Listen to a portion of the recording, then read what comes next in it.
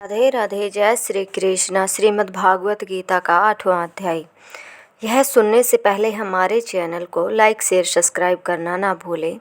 तो चलिए जानते हैं। श्री कृष्ण जी के वचन सुनकर अर्जुन ने पूछा, हे पुरुषोत्तम, ब्रह्म क्या है, अध्यात्म क्या है, कर्म क्या है, अधिभूत क्या है, अधिदेव क्या है, इस देह से अधियज्ञ कैसे हुआ और इस देह में कौन है, फिर इस लोक में तथा मरने के समय में योगी पुरुष आपको कैसे जान सकते हैं और इसकी गति क्या है।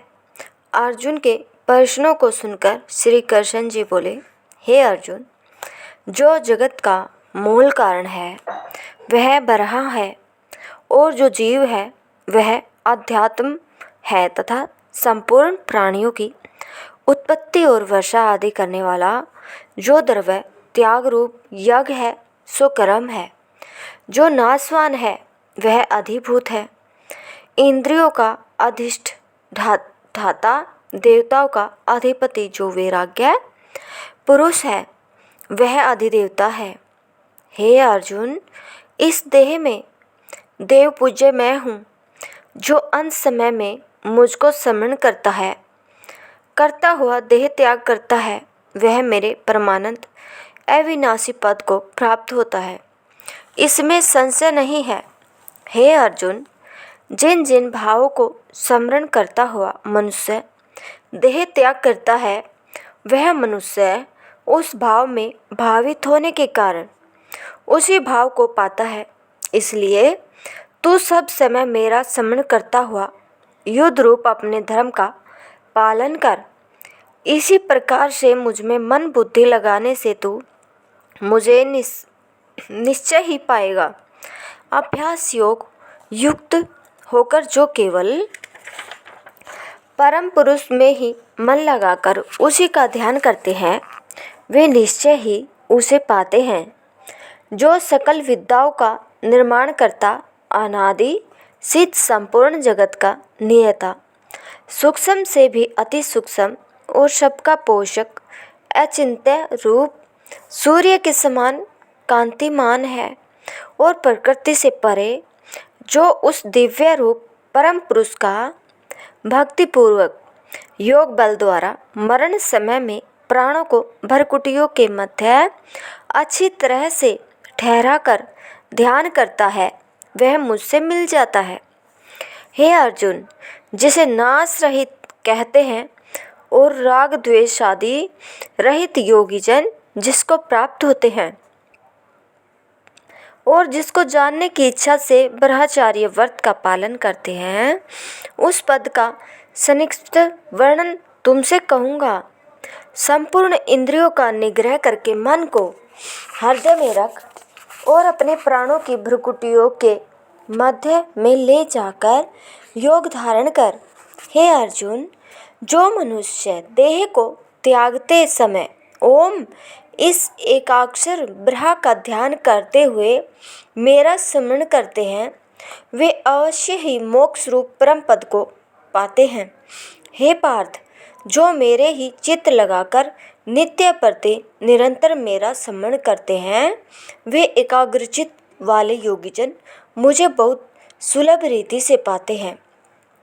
हे अर्जुन, मुझसे मिलने पर परम सिद्ध महापुरुष अनित्य और दुख के भंडार पुनर्जन्म को नहीं लेते हैं।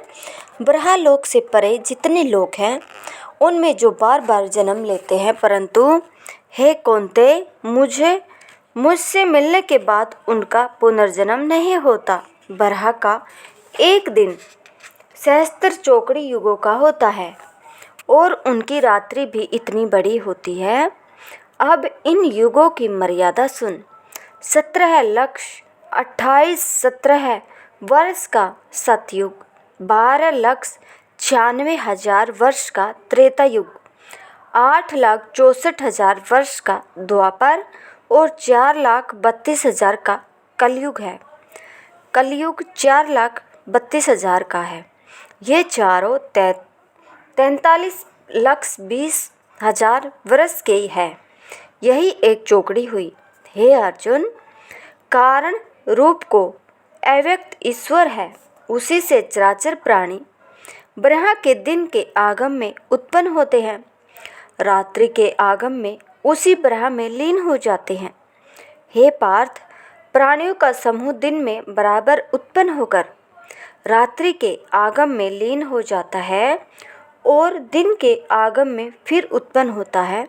हे अर्जुन, चराचर प्राणियों का जो अव्यक्त है उसका भी कारण स्वरूप एक और अव्यक्त है, अर्थात इंद्रियों के विषय से अगोचर और अनादि, जो संपूर्ण प्राणियों के नष्ट होने पर भी नष्ट नहीं होता है, जो अगोचर और अविनाशी कहा गया है, उसी की प्राप्ति को परम गति कहते हैं।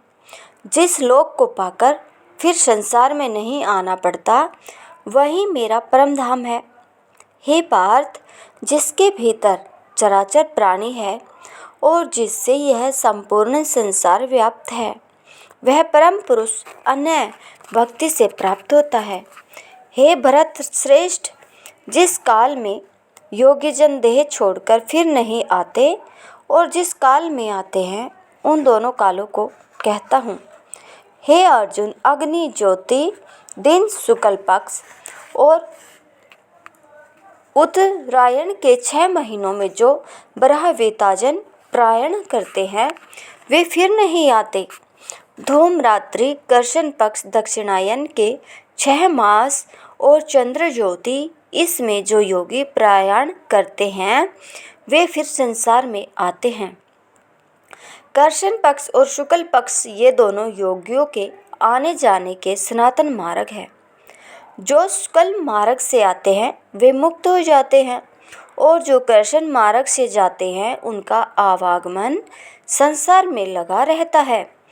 हे अर्जुन, जो योगी मोक्ष के मार्ग और संसार के दाता इन दोनों मार्गों को जानता है, वह मोक्ष नहीं पाता।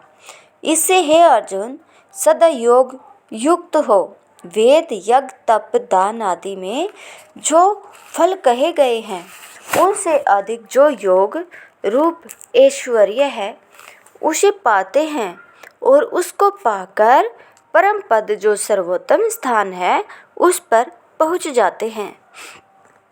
8वें अध्याय का महात्म्य। एक समय विष्णु जी के समीप बैठी हुई लक्ष्मी जी ने पूछा, हे महाप्रभु, आपने गीता के 7वें अध्याय का महात्म्य तो सुनाया, अब 8वें अध्याय का महात्म्य भी सुनाइए।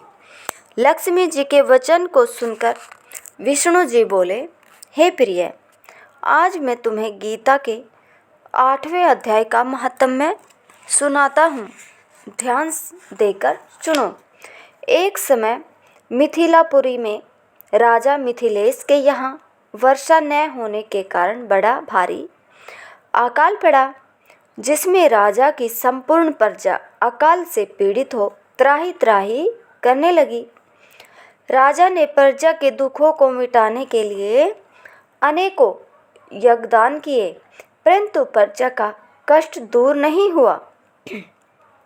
ऊंची चिंता से व्याकुल होकर राजा ने साधु ब्राह्मणों की सभा करके इसका विचार प्रारंभ किया कि मेरे कौन से पाप से यह अकाल पड़ा है।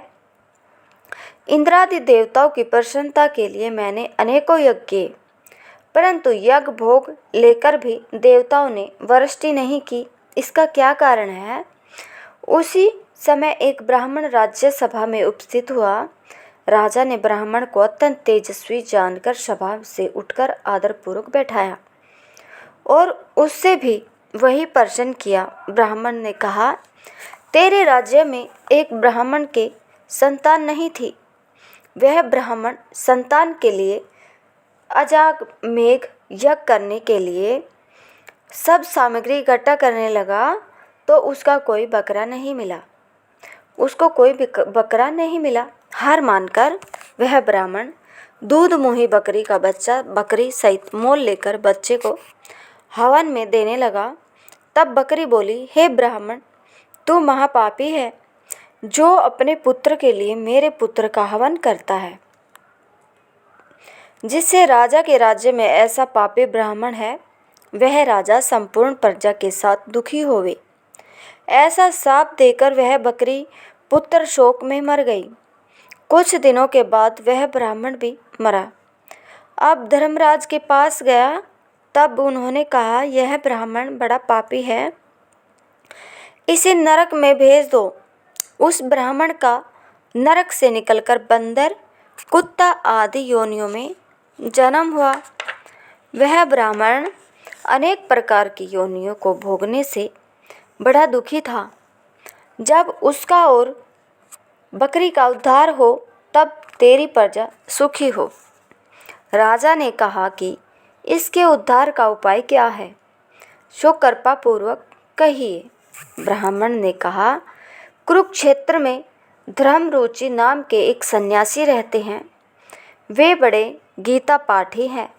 वे तुम्हारे नगर में आकर के 8वें अध्याय के माहात्म्य का फल तुमको दे तो उस ब्राह्मण और बकरी का उद्धार हो और संपूर्ण प्रजा सुखी होवे।